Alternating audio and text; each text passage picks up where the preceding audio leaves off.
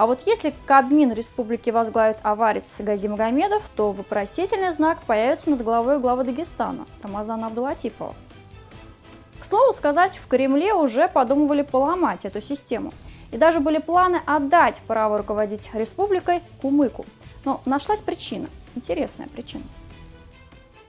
В кремлевских кулуарах относительно недавно вернулись было к обсуждению вероятного назначения главы Дагестана Кумыка Шамсудина Дагирова, начальника Академии государственной противопожарной службы МЧС России, находящегося в близких дружеских отношениях с министром обороны страны Сергеем Шойгу.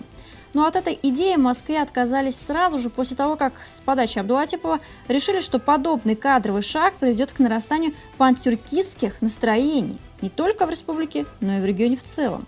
От одной этой мысли, утверждают источники черновика, в Кремле сильно занервничали и решили задвинуть проверенного МЧСовца в резерв. Делится с читателями общественно-политический еженедельник.